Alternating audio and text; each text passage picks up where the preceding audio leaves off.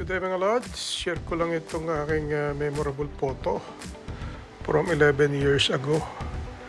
Yan po yung golf tournament na ginanap sa Port Bonifacio para sa Lifesaver. Yung sa Lindol po yan pero yung kinita niya na divert po sa Yolanda kasi yung ginaganap po namin yung event na yan, kasagsagan na ng Yolanda doon sa Samar. Pero hindi pa ramdam dito sa Manila mga panahon na yun.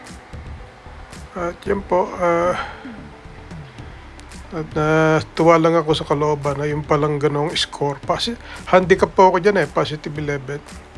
Na ganon palang score, numbers ay nagcha-champion. Class C po yung Class C. At kasama ko po dyan si Commander Lugto, Commander pa siya noon, pero ngayon General na siguro yan. Tsaka si LCDR De Guzman, Navy po yan sila. 18 hole po yan. At yun nga,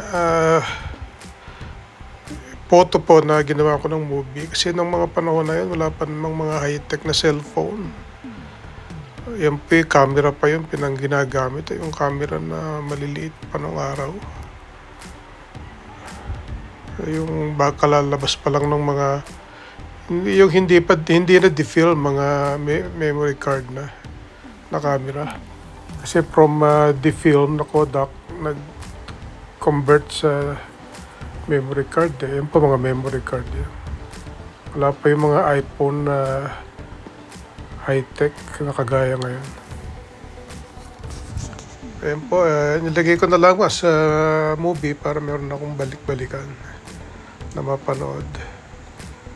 Sa ngayon po kasi hindi na ako makalaro ng golf dahil ako yung na-aksidente sa bisikleta. Naging bakal na po yung aking shoulder bone. So I lost my swing. So kaya ang sport ko na lang ngayon ay firing at saka running. Minsan nakakapag-bike pero pag golf po hindi na pwede. Salamat po sa panonood.